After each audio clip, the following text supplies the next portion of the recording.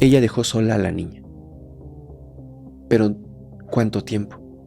Ahí es donde empieza lo verdaderamente indignante de este caso.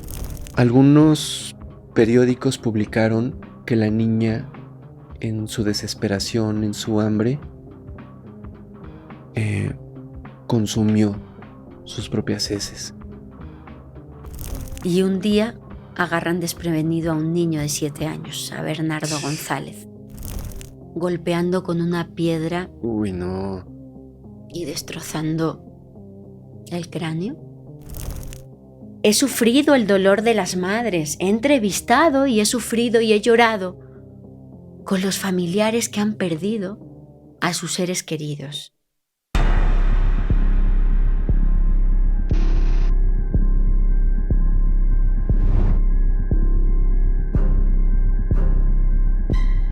Bienvenidos a un nuevo capítulo de Criminalmente. Amigos, hoy tenemos una invitada muy especial. Hoy está con nosotros una persona que además es muy querida por toda la comunidad paranormal, por toda la comunidad de Criminalmente, de todos los canales de la familia de Paranormal. Nos ha hecho el honor de visitarnos en distintas ocasiones. Estuvo en el en vivo de 24 horas y tuvo una participación genial. Hoy está con nosotros Lourdes Gómez, periodista y escritora. Lourdes, ¿cómo estás? Bienvenida. Hola Fermex, muchísimas gracias por invitarme. Es un placer, súper encantada de estar con toda la comunidad de Podcast Paranormal, de Criminalmente, de toda esta gran familia de la que me siento parte y muy honrada de estar aquí. Claro que sí, eres parte de esta familia y bueno, como les decía, has tenido muchas participaciones, la verdad muy buenas, muy interesantes. Nos has traído temas a todas las mesas de Paranormal, o sea que a todos nos han volado la cabeza. Y no dudo que hoy va a ser lo mismo aquí en Criminalmente. Creo que es la primera vez que estás en Criminalmente. Primera vez. Y pues bueno, pues bienvenida. Antes de empezar, me gustaría por favor que nos compartieras tus redes sociales, plataformas, que nos platiques un poquito a qué te dedicas y los proyectos que tienes en pie para la gente que quizás no te conoce, pues tenga un poquito más de referencia de qué haces, por favor. Pues muchas gracias. Soy periodista y escritora. He enfocado mi carrera a los temas que tienen que ver con el misterio. Okay. Hablo de mis investigaciones a través de mi podcast, que pueden encontrar tanto en YouTube como en Spotify como Noche de Lluvia Podcast. Y bueno, pues he desarrollado mi carrera periodística tanto en España como en México. Es verdad que he trabajado allí en España en prensa general, presentando noticieros de información política, cultural, deportiva, y poca gente sabe, bueno, pues que tengo esa otra parte periodística además de la centrada en el misterio, y hoy en exclusiva aquí en Criminalmente voy a hablar de una faceta importante de mi vida que desarrollé en España y que tiene que ver con los crímenes. Ok, y que es algo que la gente no conoce, porque bien dices tú, la mayoría te conocemos por tus investigaciones de casos de misterio o inclusive, que algo que a mí me fascina mucho también, cuando hablas de casos bíblicos o que hablas con referencias históricas de hechos ocurridos en esos temas, ¿no? Pero bueno, antes de que empecemos, yo te quiero contar una historia. Me quiero poner muy serio porque esta historia, la verdad es que es un poquito triste, bueno, es muy triste. Ocurrió hace no mucho tiempo, es reciente, tiene pues prácticamente 1 año y medio que sucedió. Es una historia que sucede en Estados Unidos y desafortunadamente esta historia es una de esas que nos muestran la decadencia de la humanidad, la irresponsabilidad llevada a un grado mucho más allá de lo que la misma palabra puede significar. Entonces, quiero contártela y quiero que al final me des tu opinión, tu retroalimentación de qué piensas de este tipo de casos y de este tipo de personas que no merecen estar en las situaciones que las pone la vida. Mira, el 26 de junio del año 2023 a las 7:36 de la mañana, una chica llamada Cristel Candelario entra a su casa. Va al cuarto de su bebé, una niña de apenas 16 meses, una pequeñita. El nombre de esta niña es Jaylin Candelario. Va al cuarto de la bebé, la ve en la cuna, se queda pensando qué está pasando porque entra en una especie de shock. Las condiciones de la niña eran deplorables. La niña estaba envuelta en sus propias heces, estaba sucia, estaba boca arriba, estaba con un semblante y una actitud de desesperación que en algún momento vivió. Cristel en ese momento no sabía exactamente según qué había pasado. Empieza a tocar a la niña y se da cuenta que la niña está fría, está helada, sus labios están morados y el resto de su cuerpecito presenta signos alarmantes de deshidratación y de pues que no había comido nada en mucho tiempo.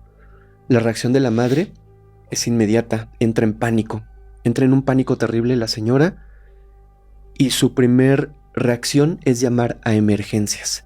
Hay un audio por ahí de cuando ella habla a emergencias, está sumamente alterada, está gritando que necesita ayuda, que su bebé está mal, que su bebé al parecer perdió la vida y se oye súper alterada. O sea, el audio está ahí, seguramente lo vamos a poder poner por acá.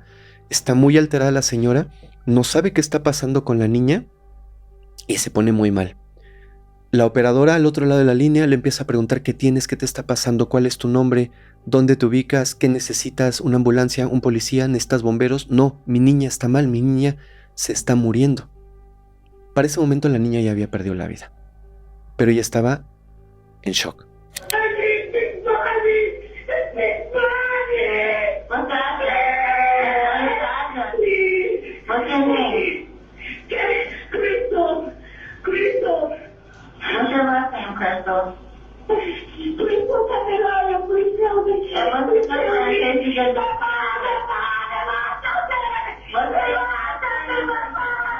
Llega la ambulancia, llegan los policías.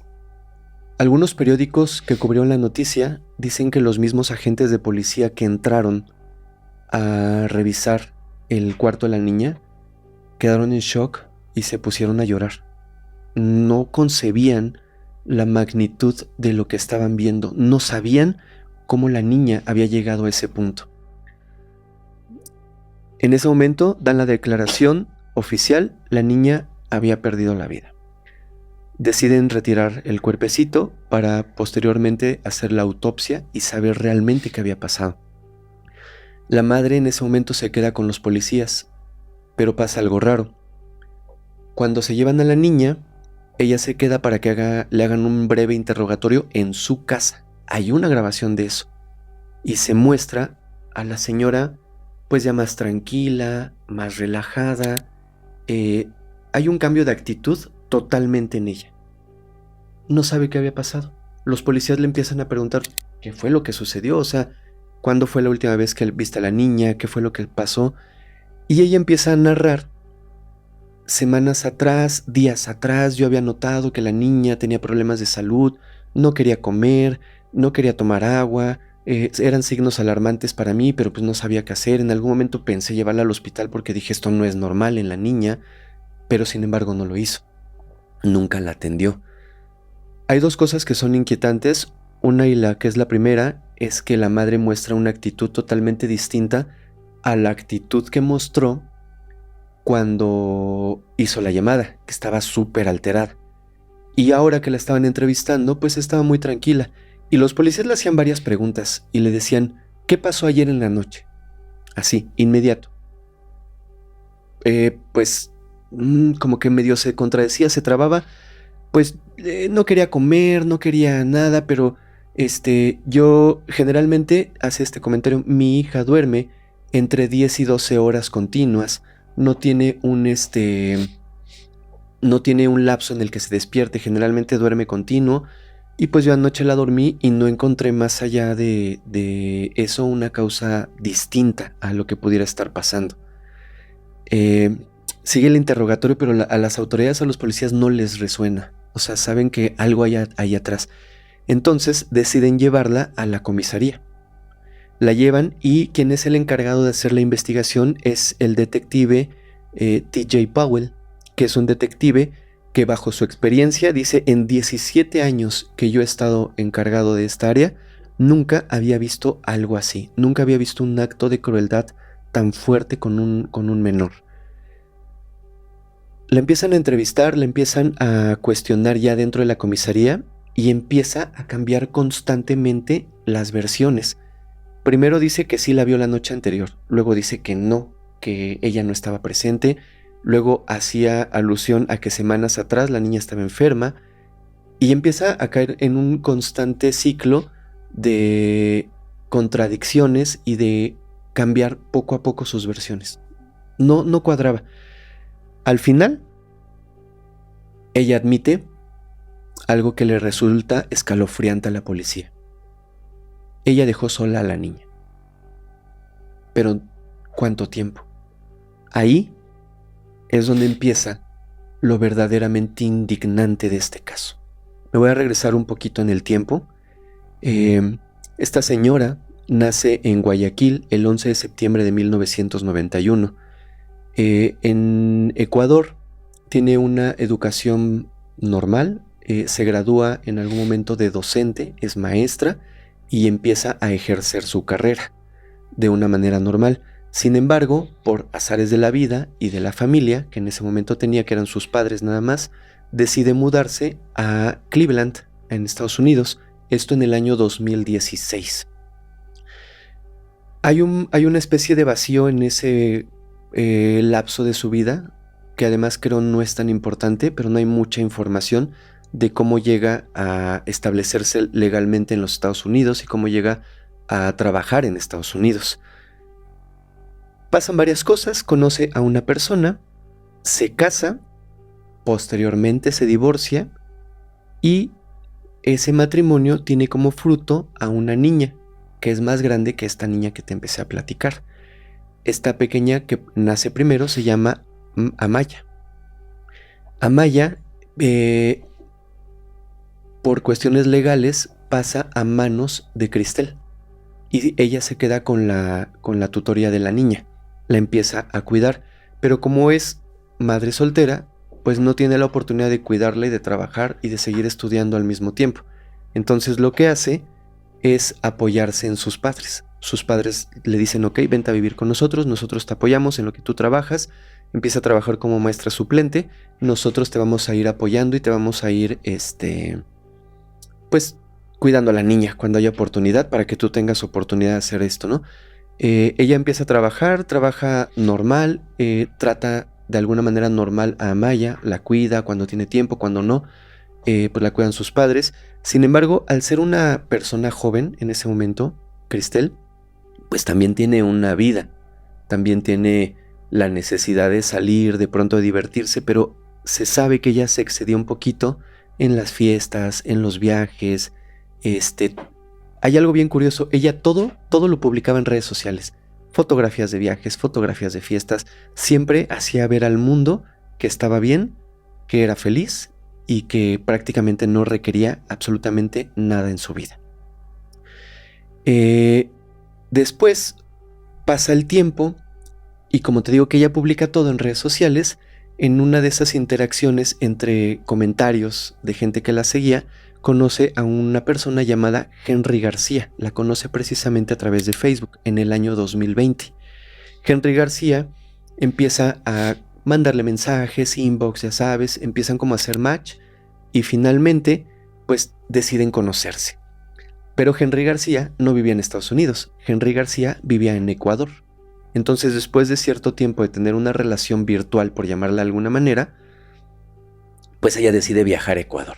Cuando viajan a Ecuador, se encuentran en un viaje romántico. Se enamoran, de ahí de Ecuador deciden pasarse a República Dominicana, prácticamente a una preluna de miel. Para ese momento, todavía no nacía esta chiquita, con la cual inicié la historia. Solamente estaba Amaya. ¿Dónde estaba Amaya en ese momento? Al cuidado de los padres de Cristel. No había problema. Ella viaja, hace su viaje de preluna de miel prácticamente, regresa a Estados Unidos y descubre que ese viaje lo que le dejó fue un embarazo. Está embarazada precisamente de esta pequeña bebé con la cual inicié narrándote esta historia. Henry, el padre de la niña, siempre tuvo la intención de viajar a Estados Unidos y establecerse ahí con ella y formar una familia con ella y con la niña. Sin embargo, los problemas de visado, de todo este rollo, no le permitían viajar y ni siquiera para conocer a su propia hija. Entonces, él está al pendiente siempre del embarazo de Cristel a través de fotos, a través de videollamadas, a través de llamadas, de mensajes, fotos de la bebé, etc. Pero pues él nunca perdió la esperanza de reunirse con ella. Lo intentó, pero pues no pudo, o sea, le fue imposible. Llega el momento del nacimiento de Jaylin. Jaylin es la pequeñita con la que empecé la historia, nace el 26 de enero del 2022, o sea, apenitas, hace un par de años. Las personas que llegaron a conocer a la bebé la describen como una niña dulce, tierna, encantadora, feliz, pero pues qué bebé no lo es, ¿no? O sea, todos los bebés son así. En ese periodo, la inestabilidad y la distancia hace que Cristel y Henry tengan un rompimiento. Tienen desacuerdos, hay cosas que no les gusta, además de que el no estar juntos les provoca, pues no hay interacción, ¿no? O sea, ni siquiera para platicar, entonces deciden terminar. Ella, pues obviamente sigue viviendo en casa de sus padres, sigue teniendo una rutina normal de trabajo, ahora tiene 2 niñas por las cuales tiene que luchar, tiene que trabajar más.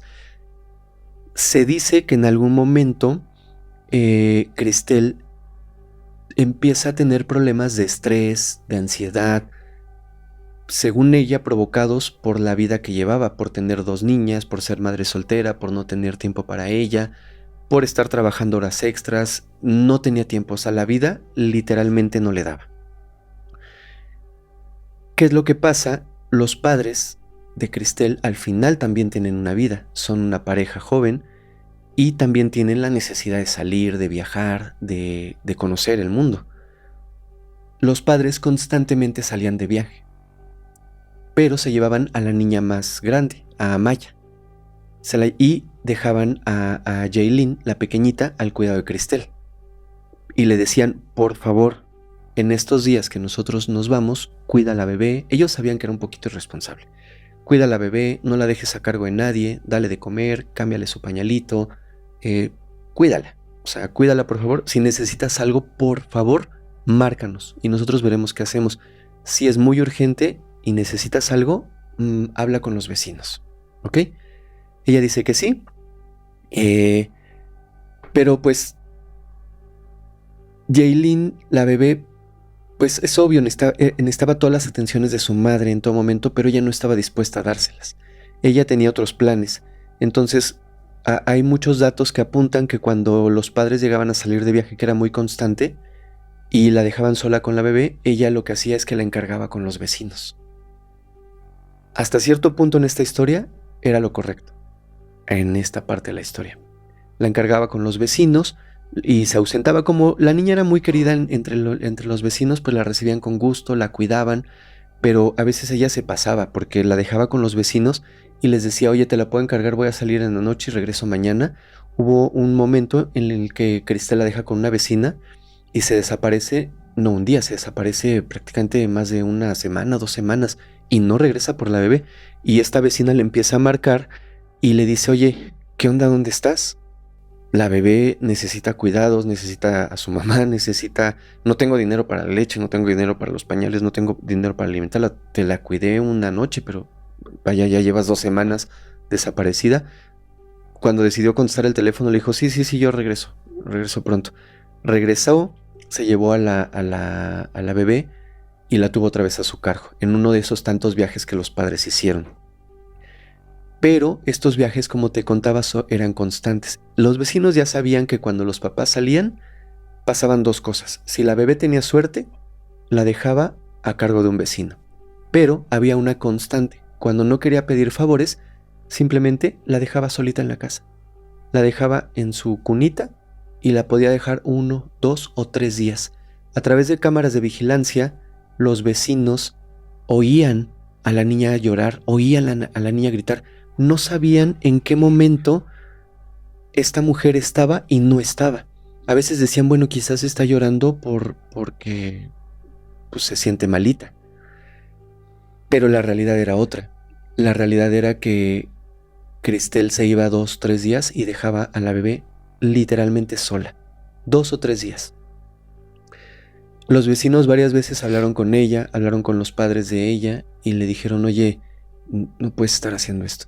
O sea, no puedes dejar a la bebé tanto tiempo sola. Necesitan ponerle un alto. Pero pues ese alto nunca pasó. En algún momento, te digo, la diagnosticaron a Cristel con ansiedad y estrés, que no sé qué opines tú, pero yo creo que son enfermedades que al final puedes de alguna manera controlar, con medicamento, con un tratamiento. Ella asistió al hospital, se le recetó tratamiento para ansiedad, estrés, migraña y otros padecimientos que tenía, pero en algún momento lo dejó de tomar. O sea, ya no lo quiso. Más adelante, en su defensa, alegó que ella sufría de depresión y ansiedad. Hubo una ocasión en la que se autolesionó para arrancarse la vida. No lo logró, pero hay ese antecedente que Cristel lo quiso hacer. En sí, esto nos dice que Cristel no solo era un peligro para ella misma, sino también para las niñas que tenía a su cargo. Porque cuando los padres no estaban, pues ella quedaba a cargo de todo. Y la verdad es que no era como la mejor persona que podía cuidar de ellas. Ella decía que aparentaba estar bien. Es por eso que en todo tiempo, en todo momento publicaba fotos en redes sociales, subía que se estaba divirtiendo, que estaba de fiesta, que estaba aquí, que estaba allá. Pero llega el evento crucial de esta historia. Los viajes de Cristel deciden viajar a Ecuador en junio de ese mismo año. Cristel tenía que quedarse con Jaylin. Los padres se llevaron a Maya y le reforzaron lo que siempre le habían dicho. Si necesitas algo, márcanos. Si no contestamos, si es urgente, por favor acude a algún vecino. Ellos son buenas personas y te pueden ayudar. Pero Cristel, en cuanto los padres salieron de viaje, se mostró impaciente, se mostró desesperada. Para ese momento ya tenía otro novio que había conocido. Pues decide desconectarse del mundo. Decide que es momento de darse un respiro, decide que es momento de olvidarse de la depresión, de olvidarse de los problemas, de olvidarse del trabajo, de las deudas de la escuela. Decide que es momento de olvidarse de todo. Y el 6 de junio decide salir de viaje. Tú pensarías que con su hija. No, se va de viaje ella sola. No están los papás, no hay nadie, y deja a la pequeña de 16 meses en casa. Al parecer solamente le dejó 2 biberones, un cambio de pañal que se lo puso nuevo y se olvidó de ella. Viaja de donde ella vivía en Cleveland, inicialmente viaja a Detroit, se queda un tiempo, estamos hablando de días, se queda un tiempo en Detroit, se queda tanto tiempo que le da oportunidad de trabajar un par de días de Uber.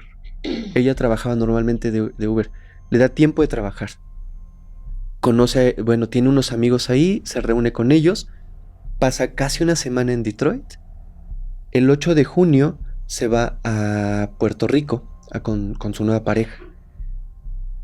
Esto es muy horrible porque está 8, 9, 10, 11 de junio. 4 días en Puerto Rico de vacaciones, más los días que ya pasó en Detroit. ¿Sabes cuántos días ya llevaba solita la niña? Ya tenía muchísimo tiempo la niña sola. Ya para entonces ya iban a ser casi las 2 semanas. Mientras la niña desafortunadamente estaba sufriendo, peleando contra el mismo tiempo, contra el hambre, contra la deshidratación, contra la soledad. Al tiempo que ella hacía todo esto, la madre subía fotos en restaurantes, en fiestas, en atardeceres en la playa. Hay una publicación que causó mucho ruido, que subió precisamente en ese viaje, que literalmente es una foto de ella en la playa, posando, y dice, literal, y la cito, el tiempo que se disfruta es el verdadero tiempo vivido.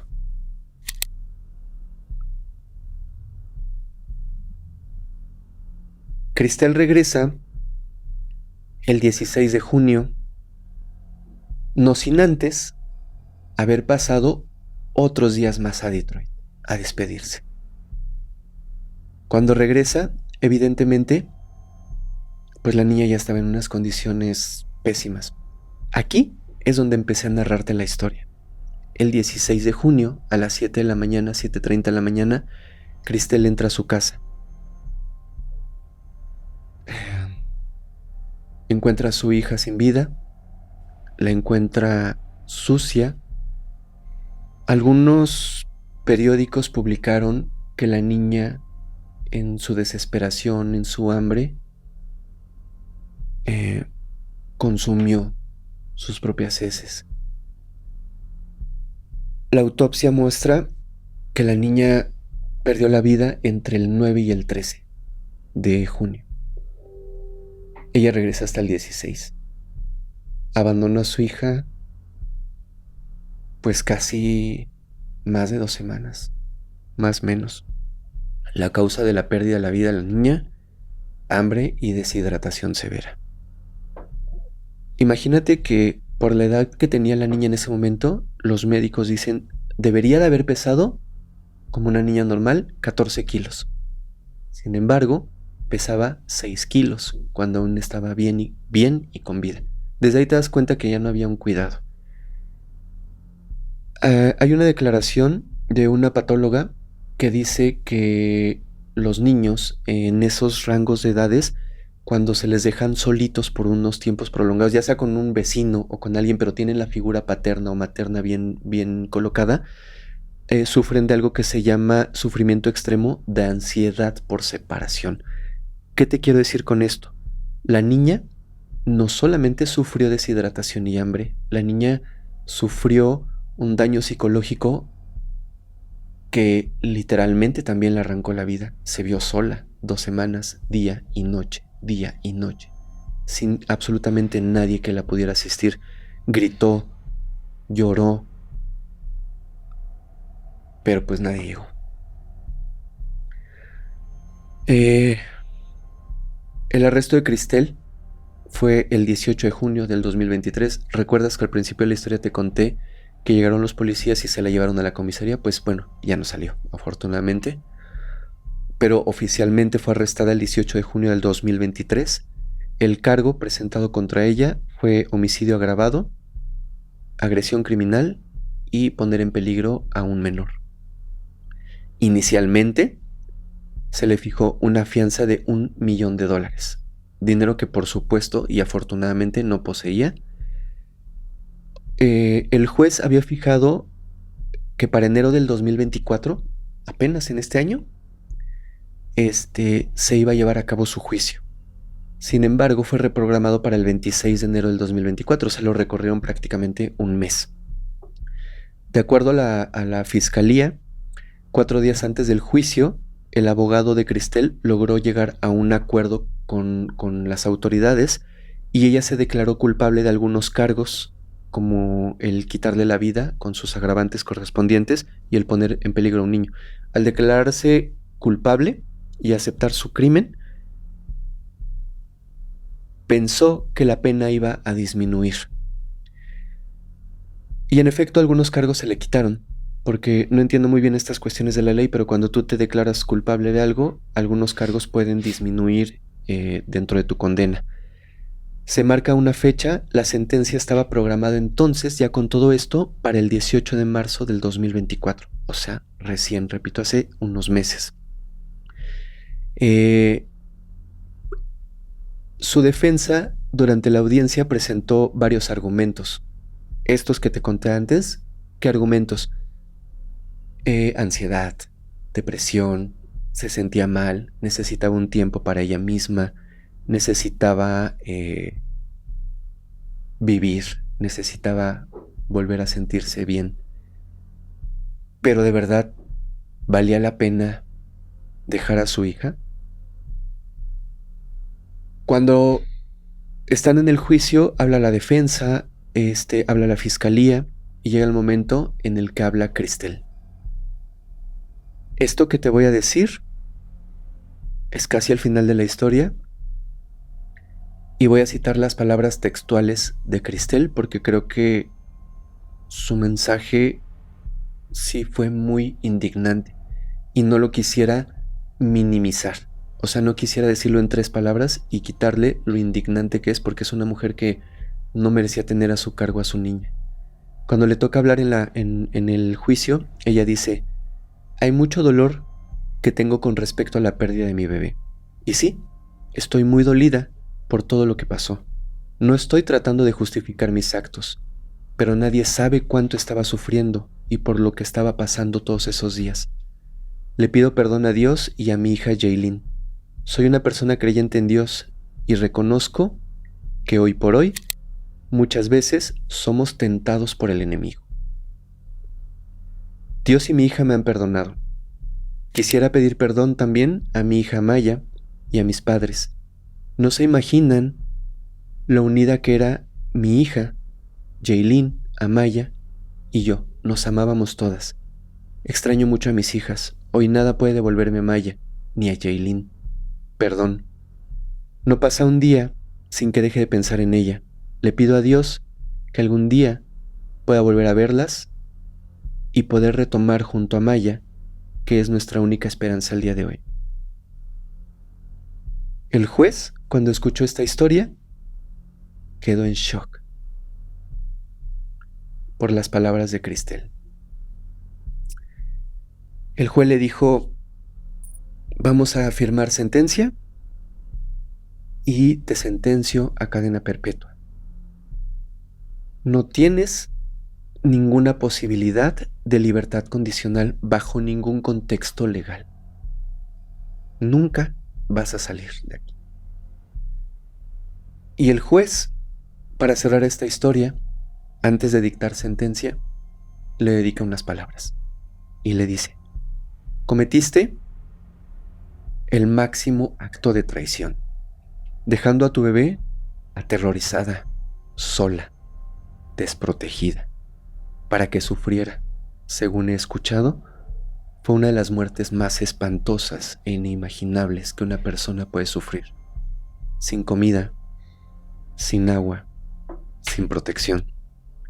La única diferencia ahora, Cristel, será que la prisión a ti al menos te alimentará y te dará los líquidos que tú le negaste a ella. Es indignante la manera en la que esta mujer trató a su hija. ¿Tú qué piensas?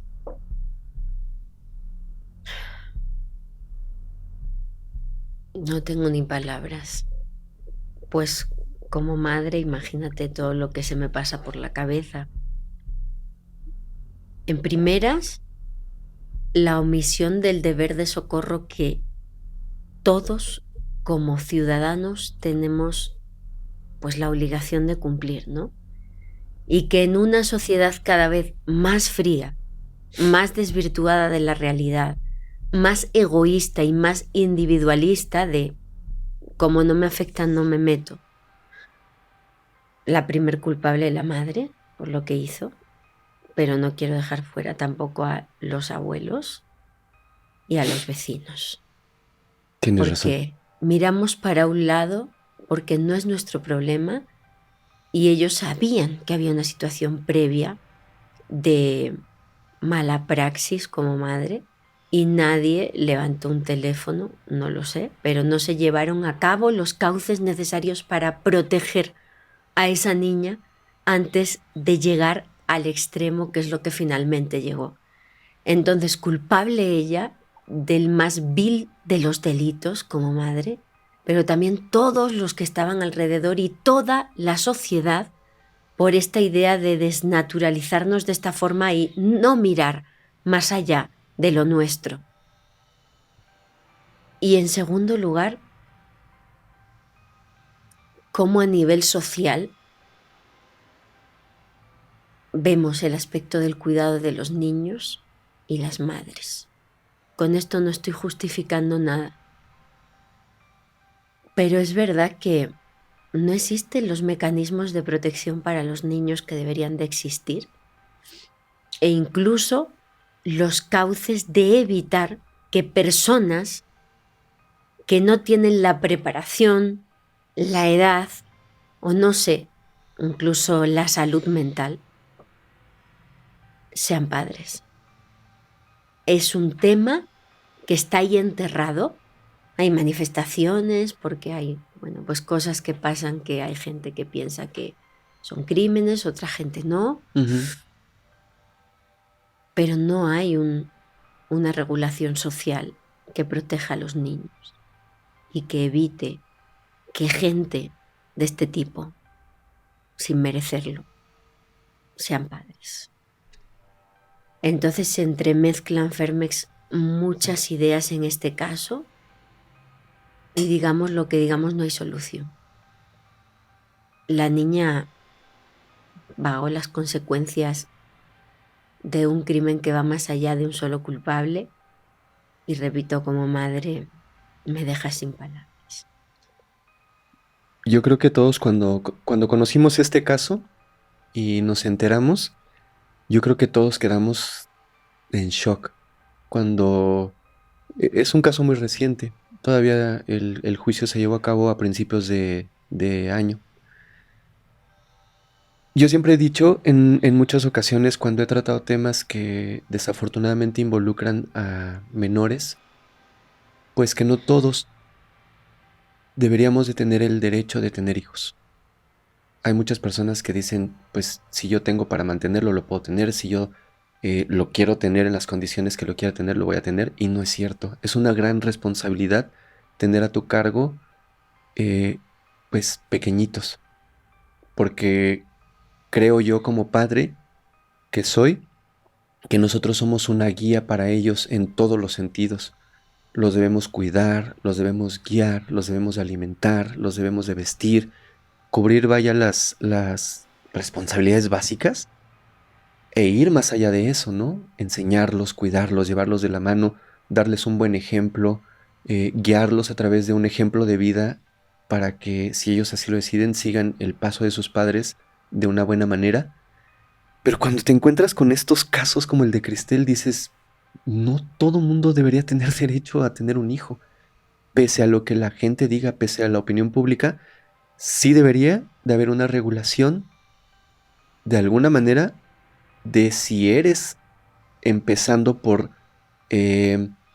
mentalmente estable para poder cuidar de otra persona, pero si Cristel no se podía cuidar a sí misma, si en algún momento se hizo autolesiones.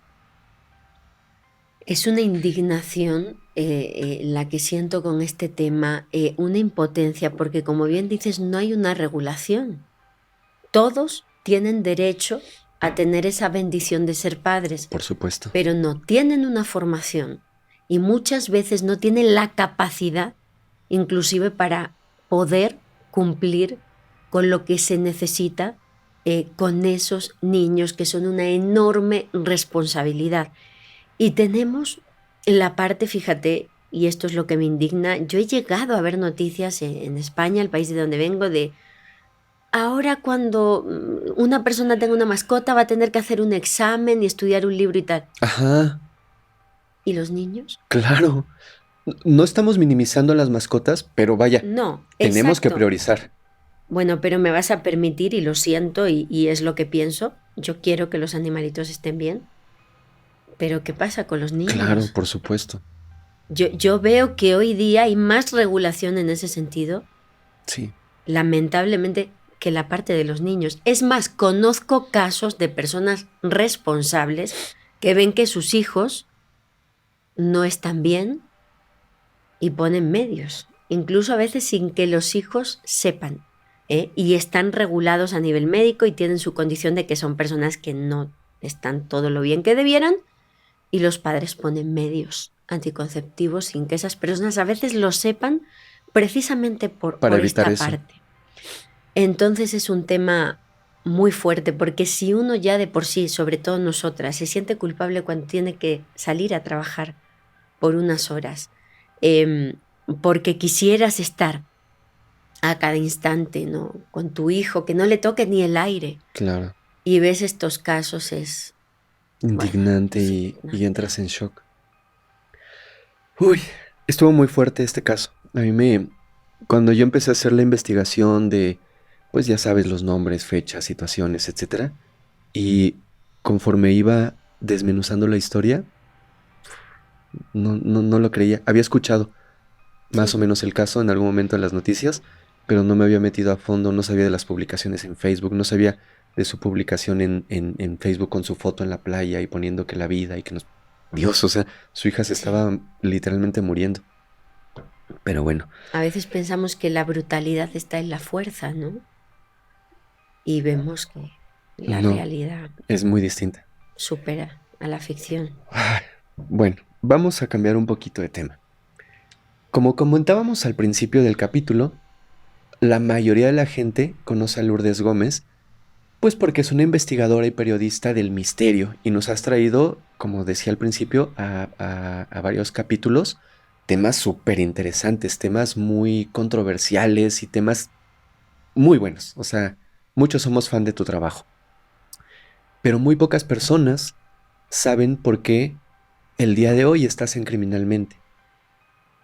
Porque hay un pasado, hay una historia, hay cosas que te vinculan de alguna manera en cuestión de investigación, en cuestión de saber de todos estos temas, porque en tu pasado había algo que te ligaba a esto, ¿cierto? ¿Nos puedes contar, por favor? Claro que sí. Poca gente lo sabe, pero como periodista, cuando vivía en España, te decía, no solo hacía misterio enfocado a fenómenos paranormales, ufológicos y religiosos, que se ha convertido en mi especialidad hoy día.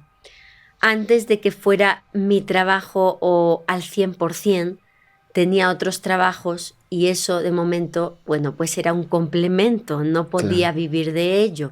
Escribía en las principales revistas del sector en España, como Más Allá, Enigmas o Año Cero.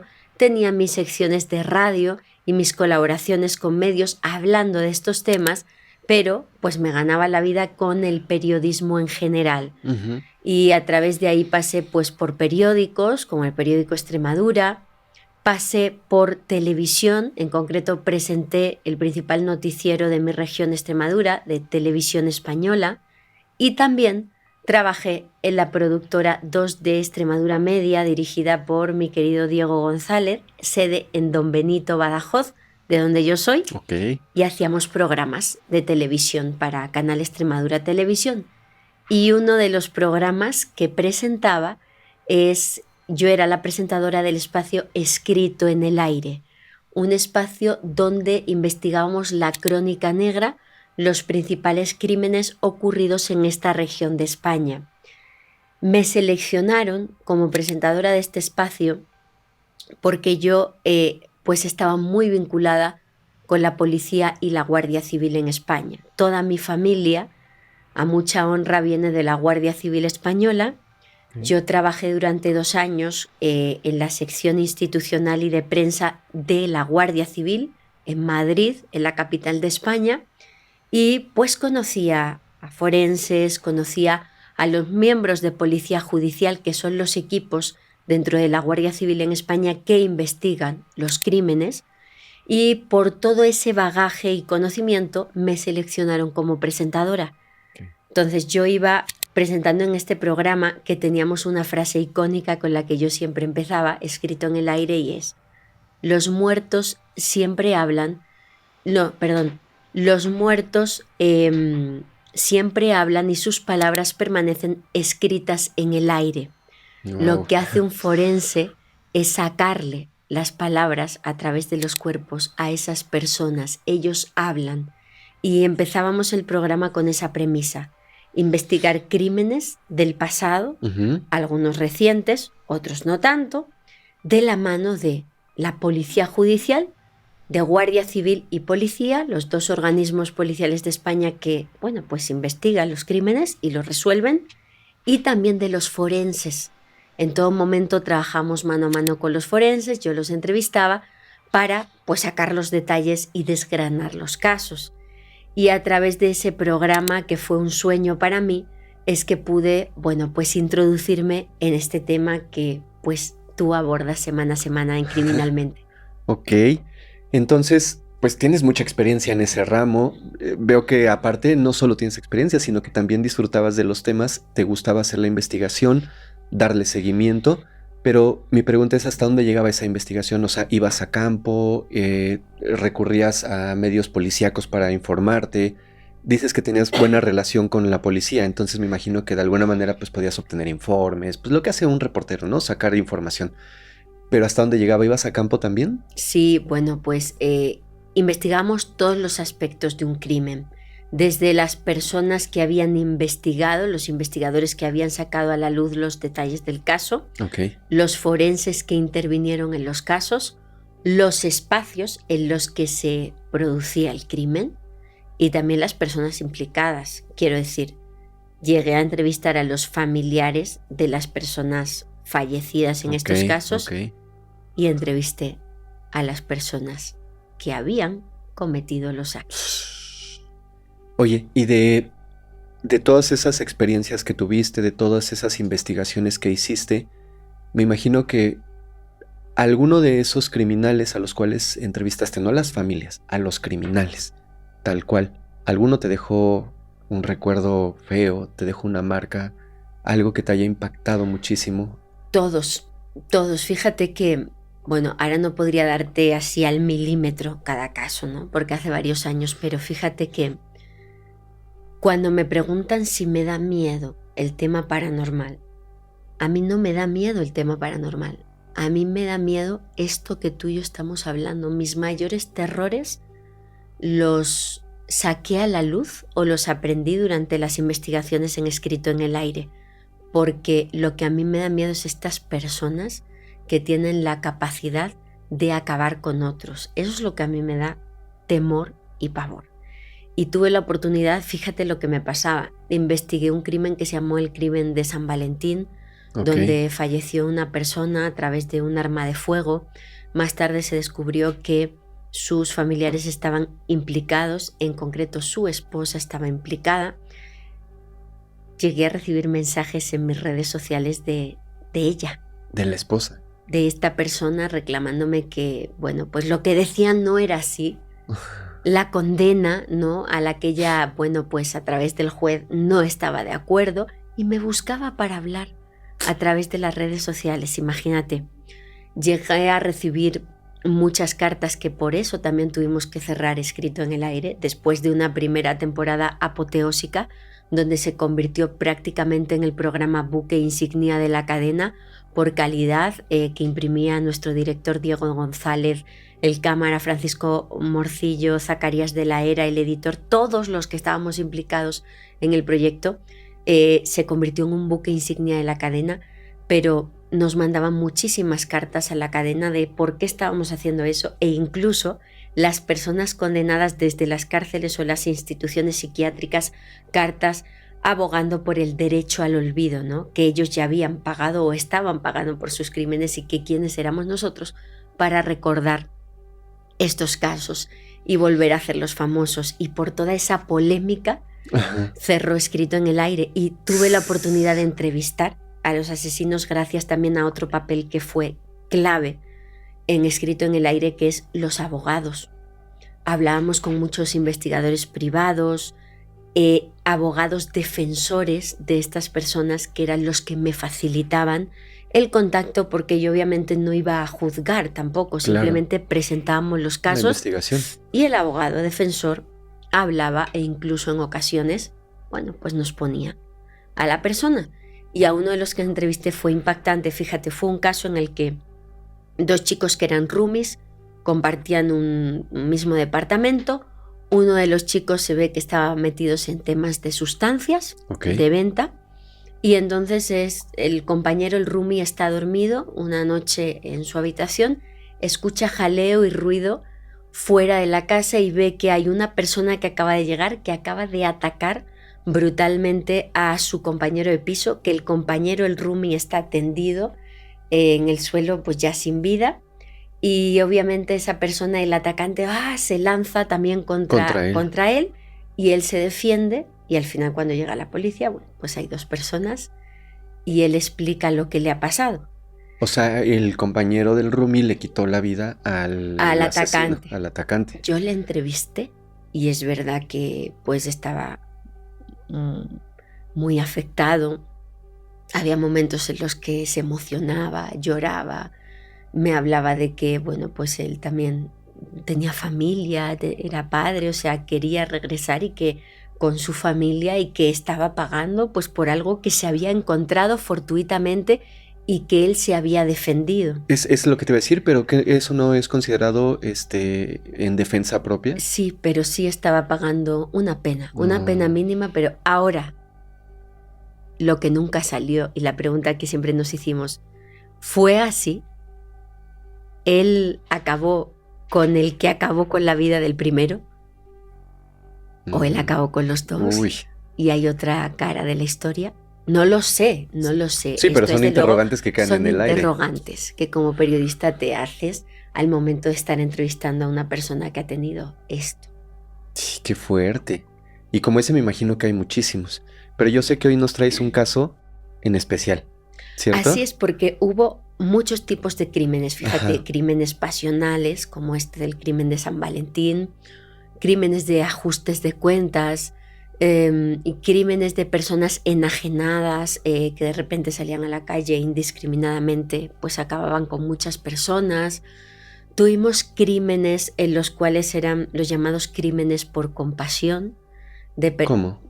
Pues personas, este crimen ocurrió en un pueblo que se llama Zorita, de una persona un padre de familia, que la mayoría de personas de su casa no estaban bien a nivel mental. Él era quien sostenía la casa. Ajá. Cuando ya esta persona veía su fin próximo y veía que esas otras personas iban a quedar desprotegidas porque él era quien los mantenía, acaba con ellos por compasión. Hay muchos tipos de crímenes y esos fueron muy impactantes. Esos de compasión hay varios. Hay es. Varios que recién escuché uno, no quiero malinformar, pero recién leí de uno también que una señora de 80 y tantos años le quitó la vida a su hijo porque su hijo tenía una discapacidad, no podía, ella sentía que ya se iba, ella sentía que ya no iba a durar mucho, entonces dijo, lo voy a dejar. Así ¿Y es. qué va a hacer de él si no estoy yo? Y pues le quitó la vida a su hijo, y hay muchos de esos. Yo te quiero preguntar algo bajo toda la experiencia que tienes. Es una pregunta que ya le he hecho a varias personas cuando vienen acá, pero me interesaría mucho saber tu opinión porque pues tú tienes una experiencia distinta por las investigaciones que has hecho, por todo lo que has llevado en este sentido. ¿Tú crees que un serial nace o se hace? Es una pregunta complicada. Mira, te diría que todo apunta a que principalmente tiene que haber un equilibrio entre las dos partes. Uh-huh. Yo diría, hay un componente que viene de fondo, pero hay una parte que tiene el mayor peso que diría se hace, por sus experiencias de vida, especialmente en su infancia. Sí. Lo que sabemos de la mayoría de personas consideradas asesinos seriales es que coinciden en mucho características de abandono o de abusos y maltratos en la infancia, que les llevan a desarrollar, pues una personalidad narcisista, una personalidad vengativa.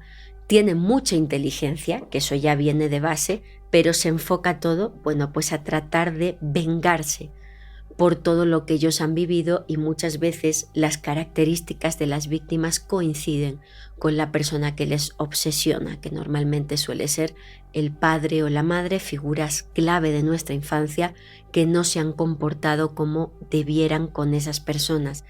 Pero no quiero obviar, diciéndote que lo más importante es que se hacen, no quiero obviar el componente genético.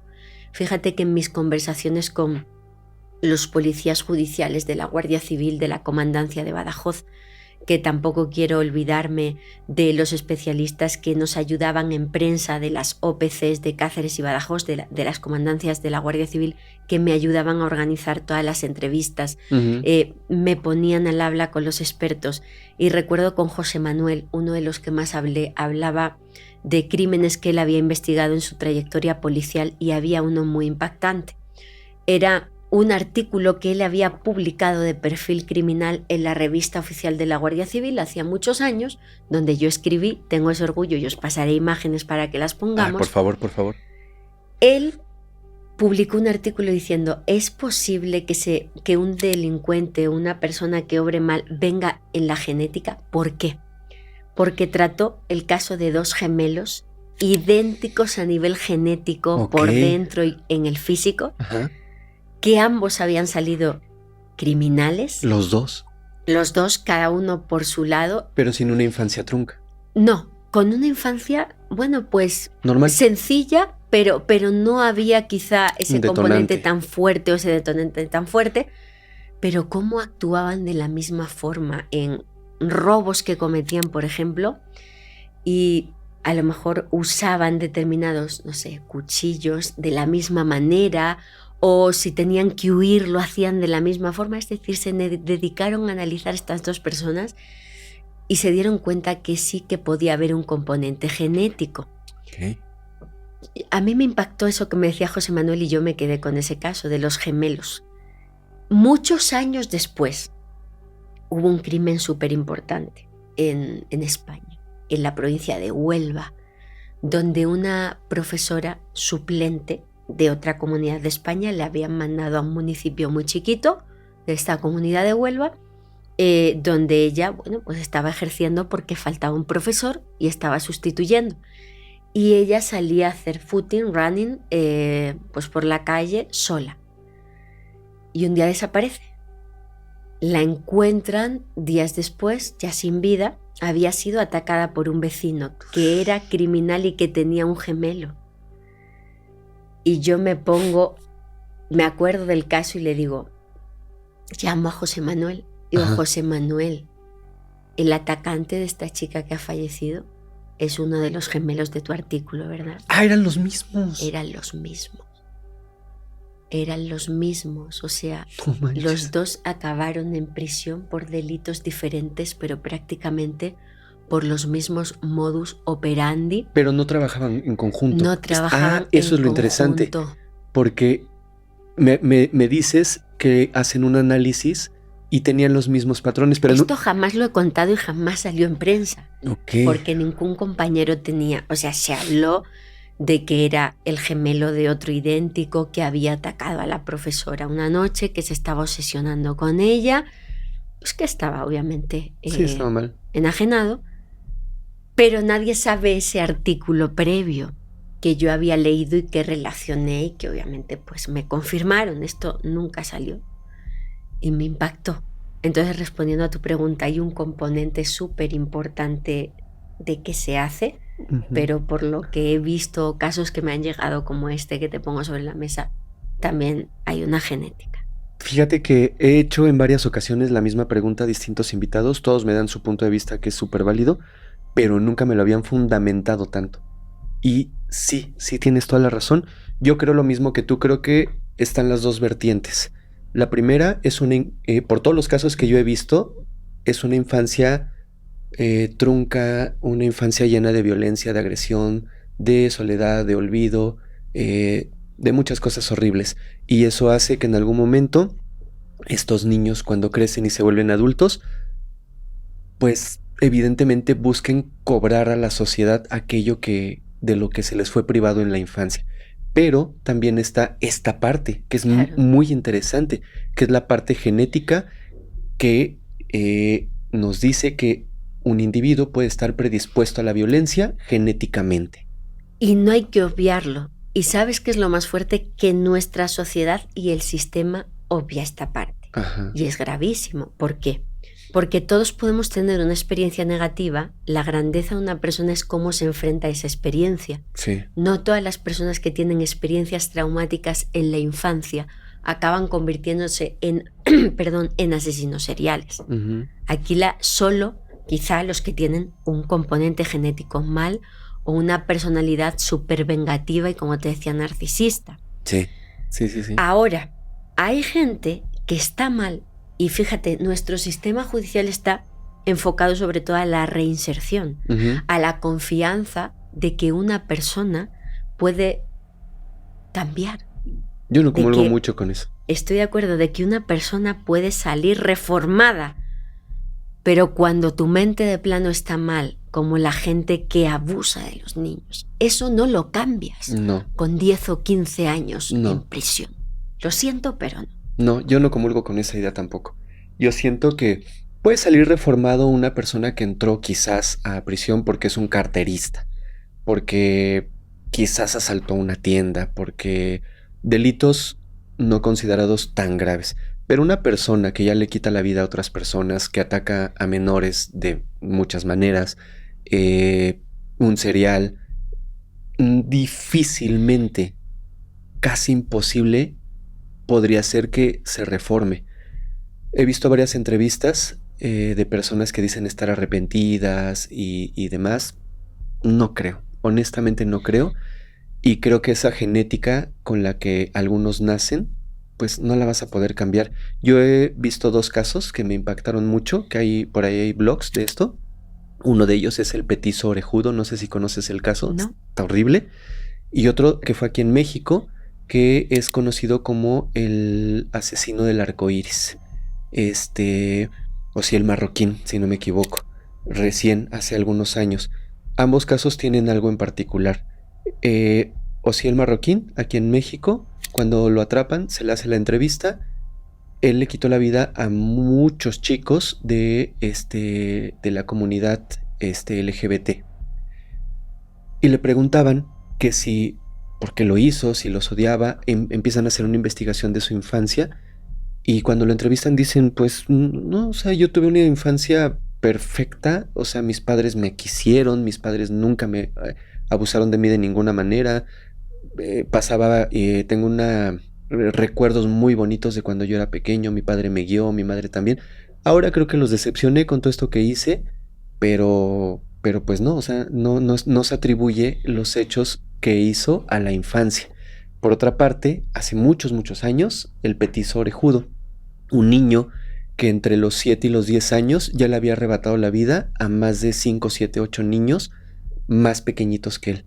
Tenía una infancia normal, no era violentado en su casa, se le alimentaba, se le daba ropa dentro de sus posibilidades, porque no vivían en la opulencia, pero tampoco en la pobreza extrema, pero sus padres le daban todo lo necesario. Cuando descubren esto, lo tratan de guiar y era demasiado tarde. Parece entonces él, con la poca fuerza que tenía y bajo las circunstancias que se encontraba, le arrebató la vida a niñitos más pequeños, niños de 3, 4 años. Entonces es cuando regresamos al mismo punto. Existe una genética que no le permite al individuo actuar de otra manera más allá de la que ya está predispuesto, como el caso de los gemelos. Así es. Es muy impactante por esta parte de considerar que existe una predisposición para el mal. Es grave y fuerte decirlo, pero así es. ¿Tú sabes si, bueno, yo no lo sé y te lo pregunto desde la ignorancia, ¿tú sabes si existe algún estudio que demuestre la genética del mal como tal?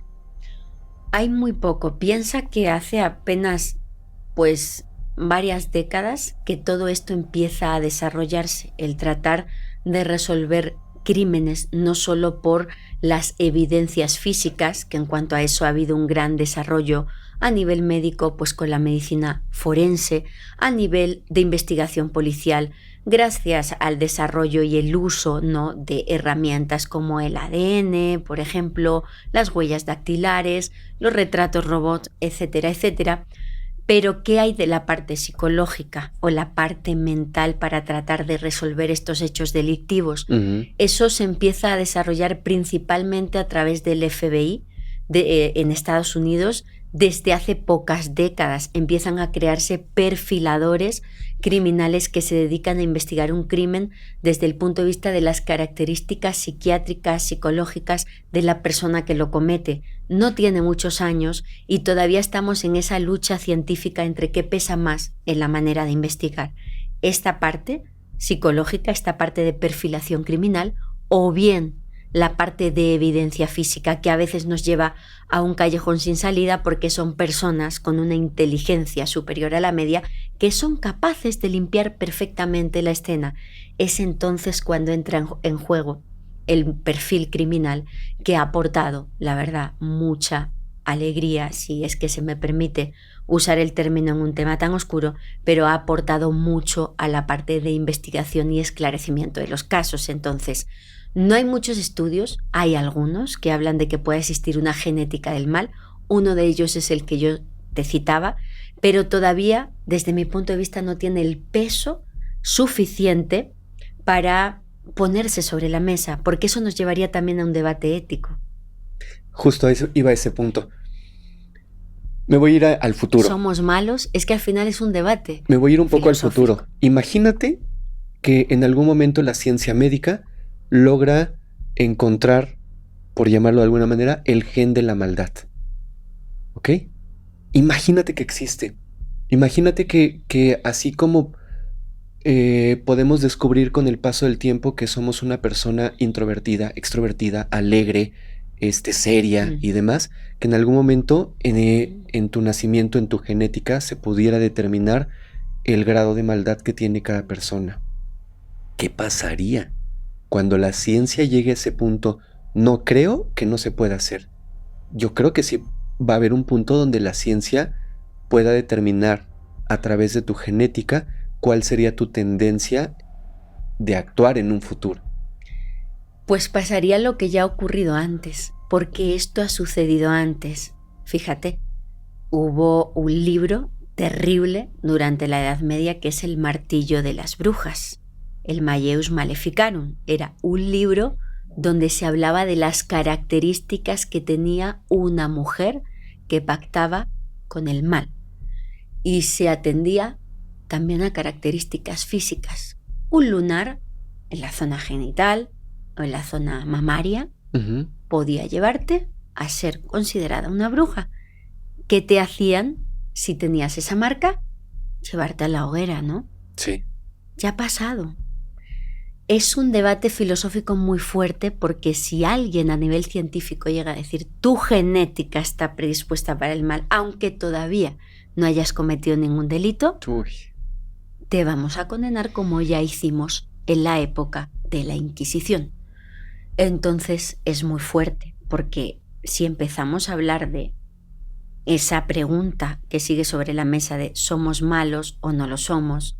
La educación elimina el mal porque es posible a través de educación crear buenos ciudadanos. La educación con amor lleva a crear a buenos ciudadanos. Pero ¿y si de repente alguien dice que esto no es así? Que vienes predispuesto.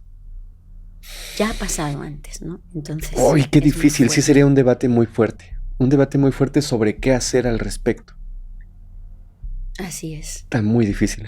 Que llevaría a totalitarismos. Sí. Que llevaría a la desaparición sistematizada de personas, o sea.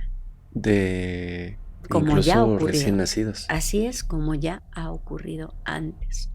Por tono de piel, por religión, por determinada característica que se considere inferior, pasaría lo que ya ha pasado.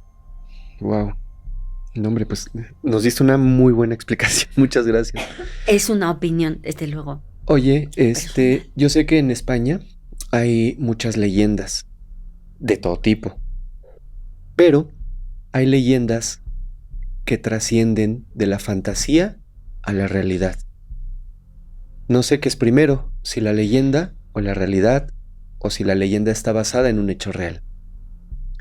Hay una leyenda que no conozco, la conozco súper por encimita, pero que ha trascendido no solo en España, sino que también acá de pronto cuando eres niño, tu mamá, tu papá te dice si te portas mal, te va a llevar el hombre del saco. Hasta ahí bien, porque es una leyenda, porque es como espantarte con algo ficticio. Pero ¿qué pasa cuando estas leyendas, como el hombre del saco, cobran vida? Pues pasa que se demuestra que las leyendas siempre tienen una base de realidad y es lo que ocurre, como bien dices, con el llamado hombre del saco, sacamantecas o tío del unto, un personaje terrorífico que ha causado pesadillas en muchos niños a los que en su más tierna infancia les han dicho cuidado, no te fíes de nadie, no salgas, va a venir el tío del saco, el hombre del saco, y esto viene de una base real. Como te decía, estimado amigo, en esos crímenes que investigamos en Escrito en el Aire, sacando a la luz en Canal Extremadura Televisión la crónica negra extremeña y también esa idea de que los muertos siempre hablan, ¿no? Y sus palabras permanecen escritas en el aire, pues hay crímenes que tienen que ver con creencias extremas, con lo que yo he venido en determinar y otros investigadores en España como Manuel Carballal o Lorenzo Fernández Bueno, víctimas del misterio, víctimas de creencias extremas. Y en este caso te pongo en contexto y si te apetece te voy a comentar un crimen. Por favor. Que me impactó mucho. Por favor, cuéntanos. Sucedió el 18 de septiembre de 1920 en una zona muy deprimida de Extremadura que se llama Las Urdes, una región aislada, una región con mucha pobreza, con falta de recursos, donde, bueno, pues 2 niños estaban cuidando cabras, el ganado, en una zona montañosa conocida como el Pico de la Corderina. Uh-huh. Ellos estaban cuidando cabras, desde luego eran niños pobres, pasaban hambre y, bueno, pues de repente aparece un desconocido por aquellos lugares tan solitarios y les dice que necesita ayuda, que necesita trasladar unas colmenas de abejas, pues para la elaboración de miel, que le urgía llevar a cabo ese proceso y que necesitaba un par de manos que le ayudaran, que si alguien le ayudaba, a cambio le daría una barra de pan. Una barra de pan, que bueno, pues eso era para ellos un preciadísimo alimento en una zona donde se pasaba hambre. Uno de los niños de 14 años dice que no, y una de las niñas, Francisca Sánchez, acepta la propuesta del desconocido y se marcha con él para ayudarle con esas colmenas a cambio de un trozo de pan, de un trozo de bolillo. Pasan las horas y el otro pastor ve que Francisca no vuelve. Francisca se tarda, empieza a llamarla a voces. Francisca, ¿dónde estás? Francisca, ya nos tenemos que ir. No la encuentra, decide acercarse, bueno, pues a zonas cercanas de monte, a ver si ve algún rastro de Francisca, de por dónde se ha ido con ese señor. Y ante su estupefacción encuentra el cuerpo sin vida de Francisca. En unas circunstancias espeluznantes, Fermex. Estaba pues ya frío y había sido abierto en cruz, desde la parte genital hasta la parte del cuello. Desde la parte de un hombro a otro, abierto completamente. Tenía una incisión en el cuello, un orificio. El interior de la boca, un pañuelo hasta la garganta.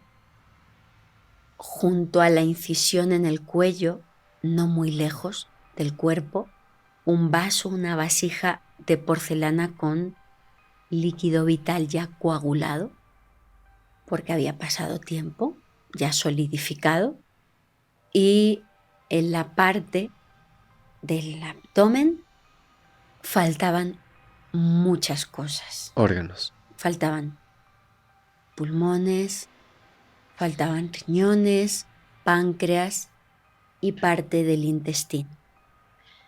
Inmediatamente el niño sale despavorido para dar aviso de que algo había sucedido, algo grave. Y así es como la Guardia Civil descubre estos hechos.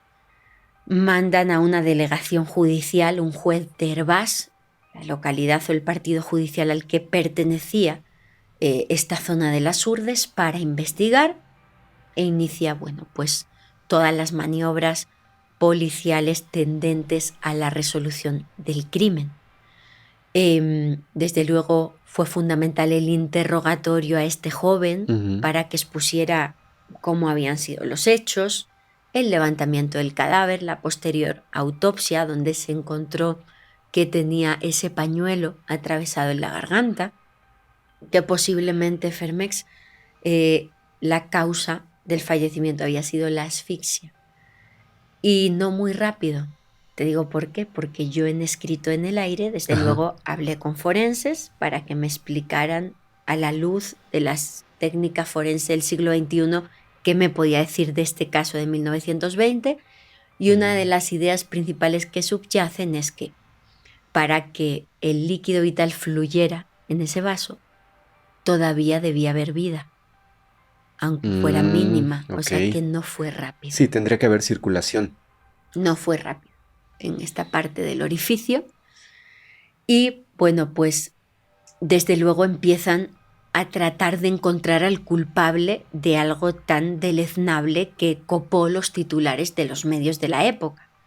Podemos mostrar algunos donde se lee un bebedor de sangre. Así se le puso en la prensa al responsable de estos hechos. Lo primero que se hizo fue tratar de crear un retrato robot de la persona con la que Francisca se va, que tenía solo 12 años, a mover esas colmenas. Desde luego la técnica de retrato robot en 1920 era rudimentaria. Sí, no. Me contaba la Guardia Civil, en concreto Francisco Morcillo, uno de los oficiales con los que pude hablar de este crimen, que tenían de repente fichas de ojos, ¿no? Y fichas de pómulos y fichas de boca. Se iban formando... Híjoles, difícil. Con un muy rompecabezas, difícil. un retrato. También usaron el elemento del pan. Recuerda que Francisca se va con él a cambio de un trozo de pan. Uh-huh. Claro, como en aquella época solo eran unos cuantos obradores y panaderías los que hacían los bolillos, pues trataron de, por la forma del pan, y todos llevaban una marca del obrador del que salía ese bolillo, trataron de encontrar o de determinar alguna marca en el pan que aparecía en la escena para ver dónde había sido comprado. Fue un callejón sin salida. O sea, en la escena donde estaba esta pequeña, estaba la hogaza de pan. Así es. Okay, aparecía un resto de pan. Okay. Bueno, allí en España lo llamamos pan. Aquí es lo que llamaríamos telera o bolillo. Okay. Y en aquella época tenían marca del obrador. Entonces trató de darse con el obrador del que había salido ese bolillo, telera, el panadero. Y nunca fue la verdad una vía de investigación que les llevó a un callejón sin salida. Nunca encontraron nada.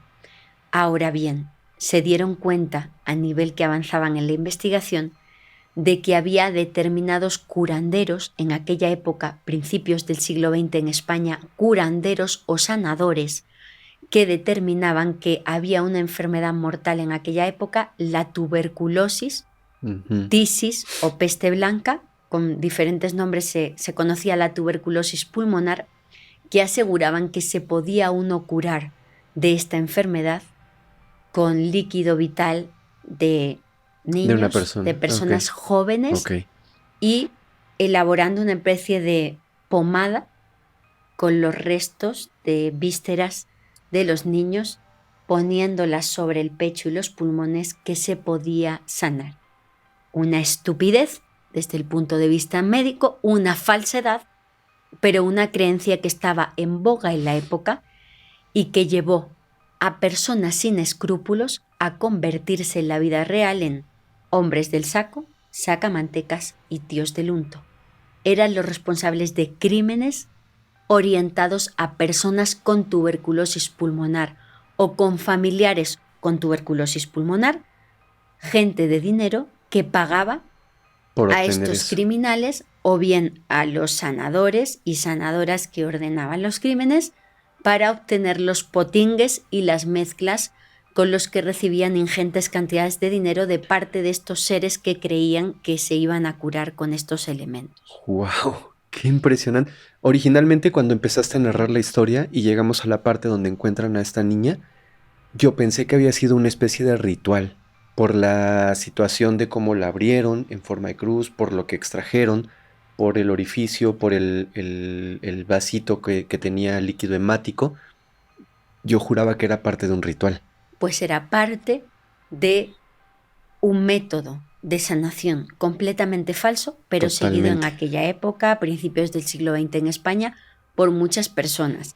Es importante señalar aquí que la tuberculosis pulmonar es una enfermedad que sigue en boga. Millones de personas la tienen a nivel mundial.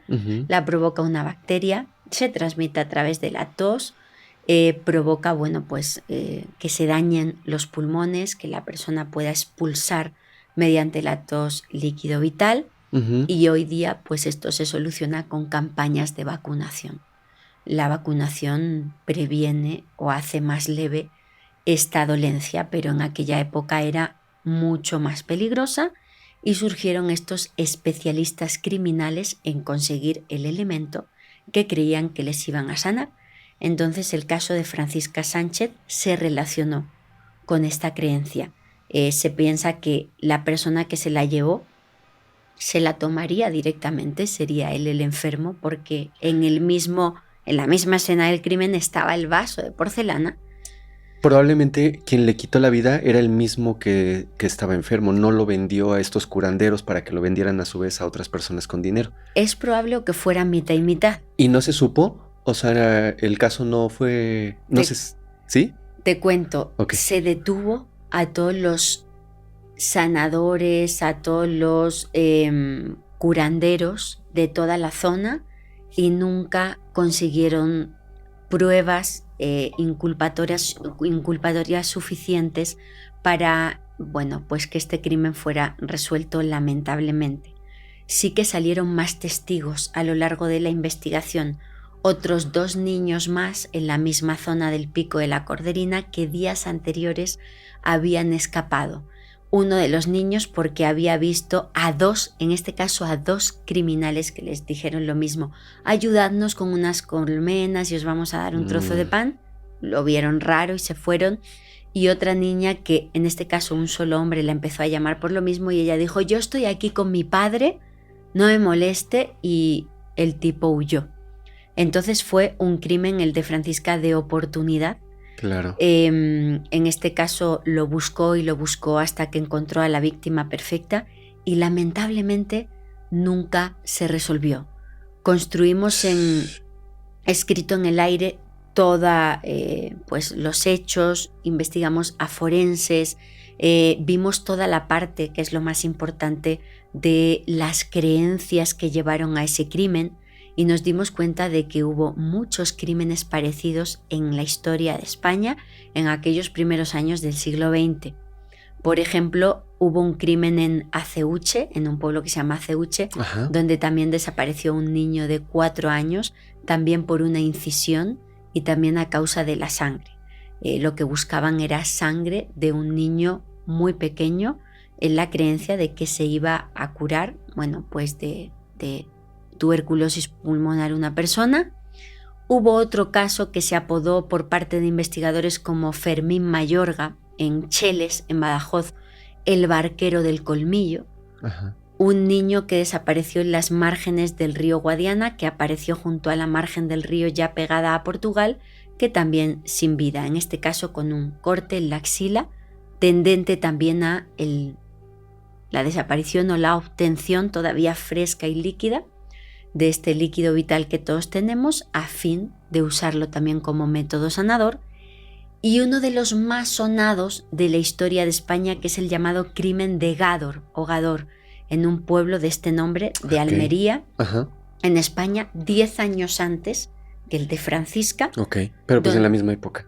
Lo mismo, un niño de 7 años llamado Bernardo González. Pues hay un hombre que de repente se enferma de tuberculosis pulmonar, acude en este caso a una curandera que le dice que es posible sanarse, pero que hace falta poner un unto de grasa de niño y beber sangre de niño para sanarse, que ella puede conseguirlo por 3.000 reales de la época, una suma de dinero importante. Él le dice que va a obtener el dinero. Ella se sirve de su hijo y de un colaborador que ya era un delincuente de la zona, que había sido condenado por otras cosas, es decir, una persona sin escrúpulos, quienes se dan a la tarea de buscar a la víctima, ¿no? Que ya le avisarían cuando estuvieran los elementos. Y un día agarran desprevenido a un niño de 7 años, a Bernardo González. Lo meten en un saco. Se lo llevan y van a un cortijo, es decir, a una hacienda abandonada. Era de noche, esperan hasta la noche. Uno de ellos va a avisar al que ha pedido, al cliente, al enfermo de tuberculosis pulmonar, que ya está. Que ya está el elemento, ¿no? Que ya está el menor. Sale con ellos, se acerca a esta hacienda. Tenemos fotografías reales de ¿De la verdad? época de Ok. los condenados, la vamos a poner, y llegan hasta el lugar, sacan la sangre del niño, dicen, la curandera la que lleva a cabo El la parte proceso. final, golpeando con una piedra Uy, no. y destrozando el cráneo. Extraen la sangre. En los interrogatorios salió a la luz que para facilitar la tarea de quien había pagado el dinero, ponen azúcar para hacer más agradable la toma. Con azúcar se lo bebe, extraen los órganos, hacen la pasta y se la ponen encima de los pulmones para que supuestamente sane. No. Todo eso se consuma y él paga el dinero. Ujú. Pero ¿por qué sale el crimen a la luz? El cuerpo lo dejaron semienterrado debajo de unas piedras no muy lejos de donde lo habían cometido. El que se llevó al niño, el colaborador, se queda con todo el dinero y a la curandera y al hijo trata de estafarles. Entonces el hijo pues va a la policía de la época y le dice: en tal sitio hay el cuerpo de un niño. Y cuando pues se desplazan a la policía, Ujú. encuentran el cuerpo de Bernardo González, de 7 años, y bueno, pues ya habían inculpado al colaborador. El colaborador, como ya fue señalado por varias personas porque era una persona de la zona que ya sabían Sí, que sin no escrúpulos, tenía buenas intenciones, y en esos careos con la policía confiesa todo, inculpa a los otros culpables Ujú. y todos fueron condenados a la ejecución. En aquellos momentos en España estaba vigente la pena de muerte. La pena capital. Estuvo vigente hasta el año 1978, si no recuerdo mal, y el método que se utilizaba a nivel oficial era el conocido como garrote vil. ¿Cómo es? Una especie de asiento que tiene una barra metálica que van girando y que cuando giran te ponen un collar de hierro, gira, y si sale bien y si la persona, el verdugo, lo ha hecho bien, es una muerte instantánea por rotura del cuello, pero dependía, esto ya es muy escatológico, pero el garrote vil dependía de la fuerza bruta y la pericia del verdugo. Porque si no era un sufrimiento horrible. Si quien estaba sentado en el garrote vil era corpulento y no tanto el ejecutor, hasta 25 minutos, una cosa tremenda. Y se llama garrote vil porque en aquella época se consideraba que la ejecución a muerte, si una persona era de una posición social elevada, no era plebeyo, merecía, por ejemplo, que fuera tan rápido como un corte de cabeza. Y si era una persona vil del pueblo, pues el garrote vil. De ahí la coletilla de vil. Es una curiosidad que traigo a la mesa. A la mayoría de los implicados en el crimen de Gádor se les ejecuta por garrote vil, otros mueren en la cárcel y uno de ellos fue absuelto, lamentablemente, el hijo de la curandera, porque lo consideraron incapaz mentalmente. ¡Wow! ¿Me equivoco o ese tipo de artefactos como el garrote vil fue utilizado en algún momento en la Inquisición? No te podría decir la antigüedad, pero sí que ha sido un método durante bastantes siglos de uso. Yo creo que ¿verdad? Sí. Y fíjate que en España las últimas ejecuciones fueron, creo que se llama Puig Antich, si no recuerdo mal, y Eintjes, las dos últimas personas que fallecieron por ejecutados por garrote vil en España. O sea, ¿me estás diciendo que todavía en 1978 se utilizó este método? No, desde luego no se usaba mucho, desde luego ya los tiempos sí, claro. diferentes, pero a nivel legislativo hasta 1978 no se da la abolición. Ya no se usaba en la práctica o no se llevaba a cabo las ejecuciones, pero era posible y aparecía en la Constitución hasta 1978. es impactante porque, claro, se conservan pues aparatos de garrote vil que fueron usados de verdad para eso. Hay una anécdota muy buena. No sé si conoces el trabajo de Iker Jiménez, que es, digamos, el periodista de misterio más importante de España, quien hace Cuarto Milenio, hacía Milenio 3 en radio. Iker, en uno de los programas, es una gran anécdota que en algún momento contó Iker y Carmen, su esposa y subdirectora de Cuarto Milenio en prensa, y es que Iker dedicó un programa al garrote vil y él le dice a la cadena, a Mediaset, que ese día va a entrar en el plató, que va a conseguir un garrote vil de verdad y que va a presentar el programa sentado en el garrote vil. Le dice Mediaset, no lo vamos a permitir. Y no pudo hacerlo Iker, pero hubiera sido muy impactante. Yo hice cosas parecidas en televisión. ¿De verdad? Mi papá se enojaba cuando luego lo veía. Por ejemplo, entrevisté a personas que trabajan en el sector funerario, maquillistas, personas que preparan cuerpos. Llegué a estar por escrito en el aire en las propias salas donde se hacen las autopsias. Me llegué a tumbar, una de las entrevistas que hice con una de las maquillistas de fallecidas, me llegué a tumbar a hacer la entrevista en el lugar donde se pone a la persona fallecida y me maquilló usando pues todo lo que usaba para maquillar a los fallecidos y mientras yo la entrevistaba.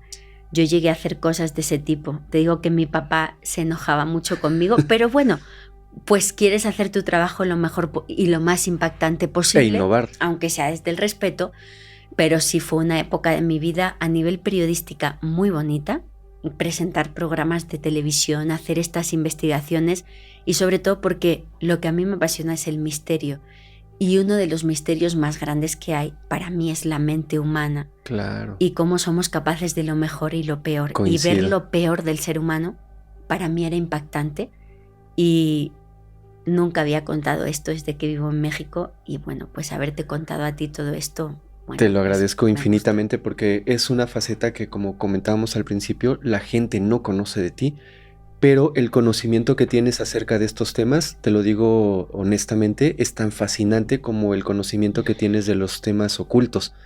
De verdad, eres muy muy buena contando esto y te lo agradezco mucho. Te quiero hacer una pregunta última antes de irnos, pero me gustaría de verdad mucho saber tu opinión. Me acabas de contar una historia acerca del garrote vil. Estamos en concordancia que en el año de 1978 en España se termina esta práctica de la pena capital.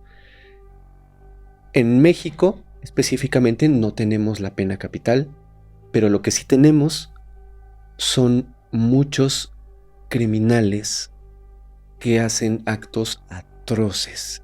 Hay muchos.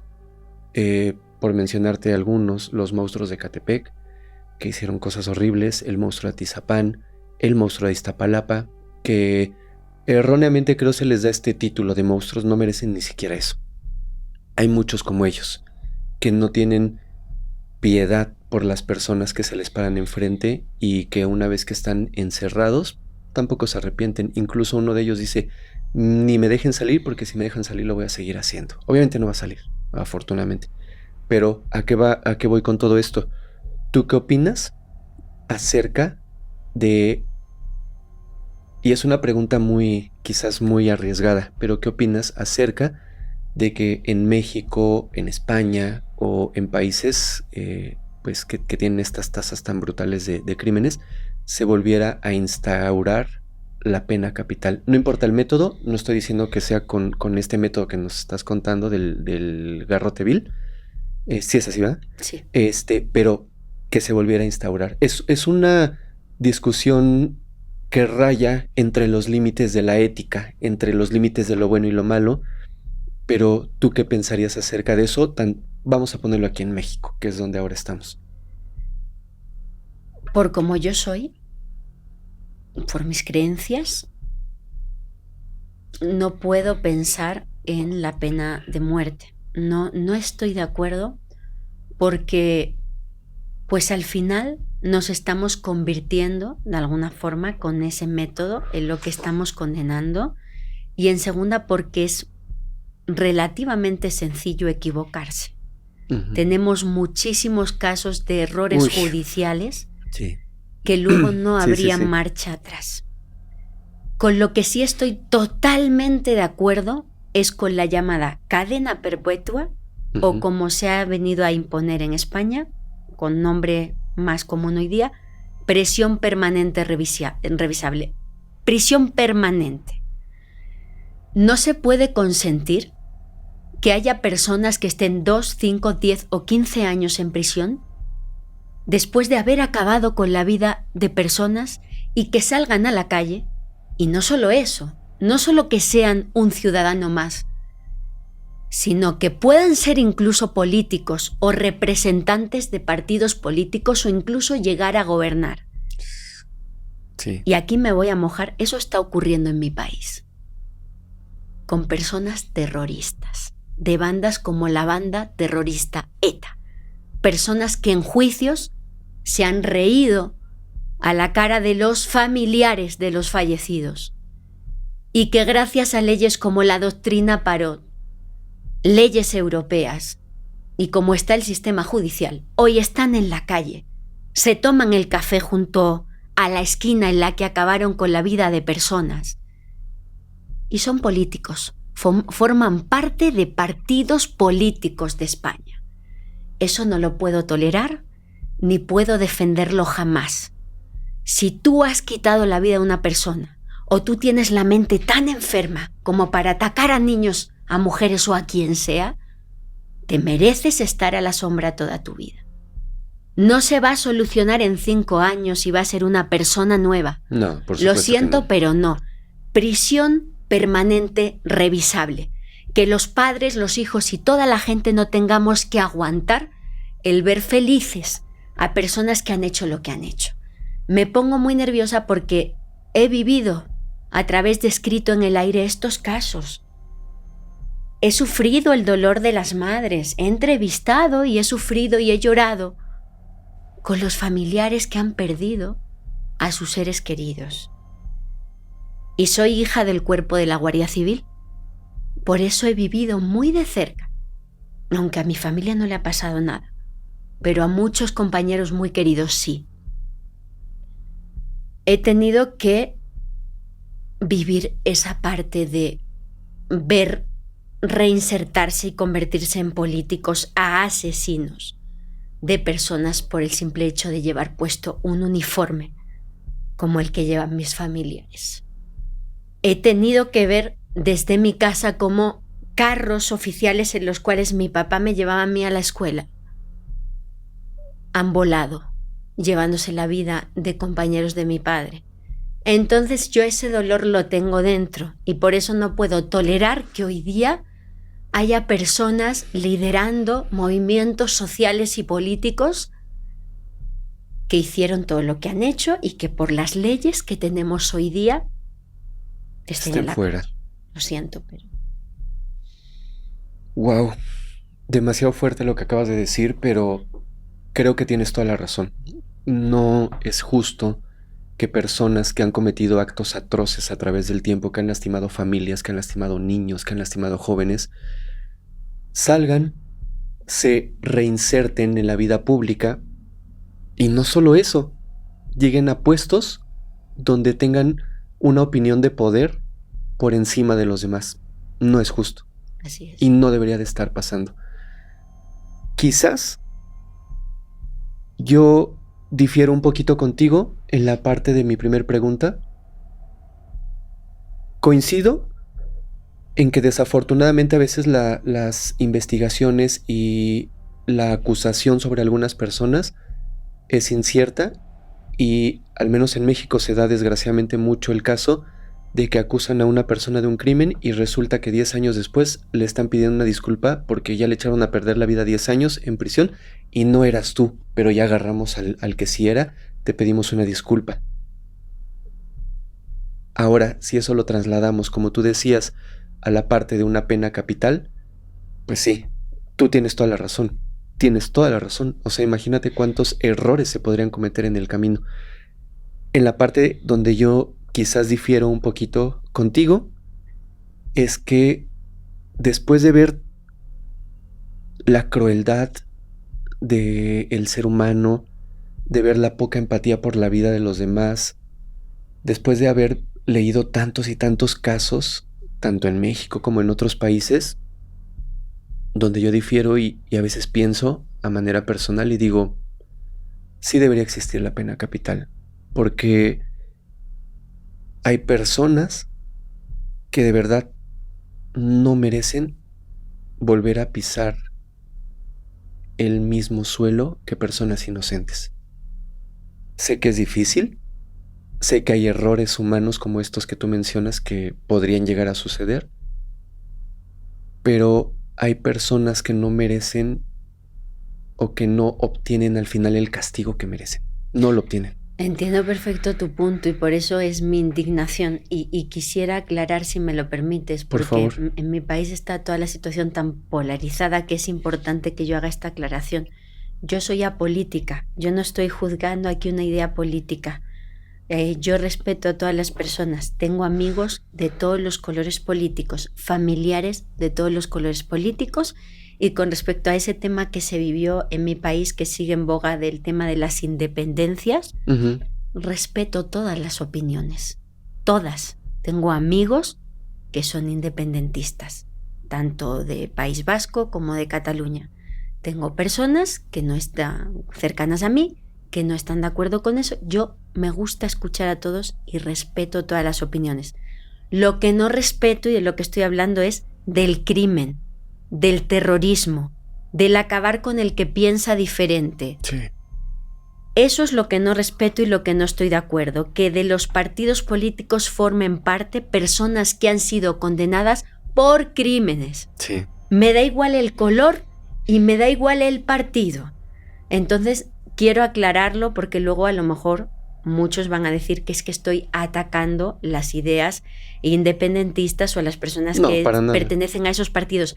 Respeto muchísimo, estoy atacando que haya delincuentes dentro de los partidos. Totalmente de acuerdo, coincido totalmente contigo.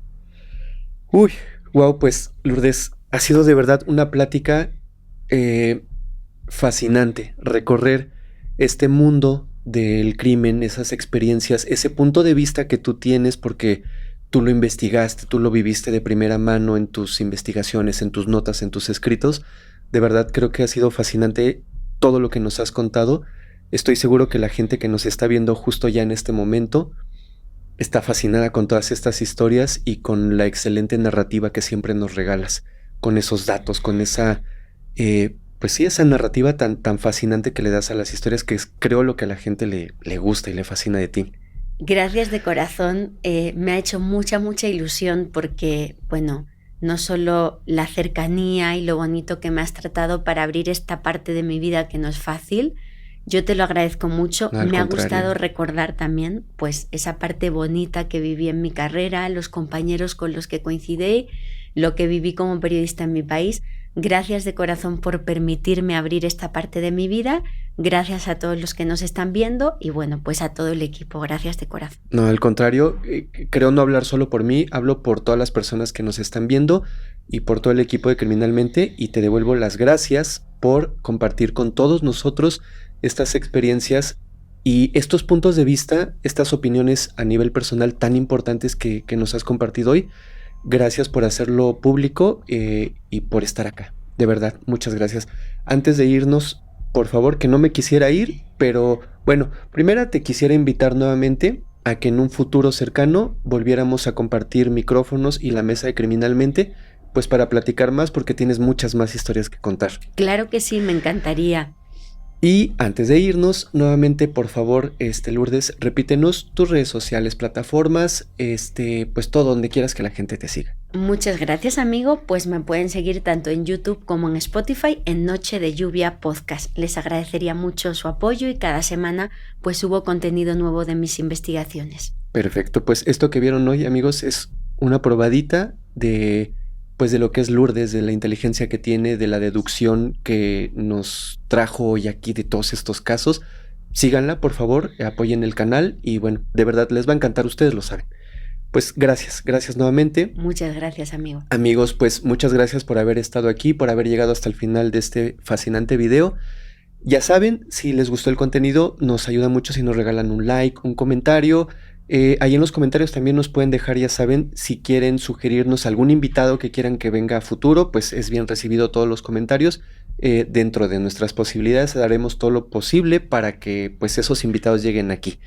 Y les agradezco mucho haber llegado hasta el final. Nos vemos la próxima semana en un nuevo capítulo de Criminalmente. Muchas gracias.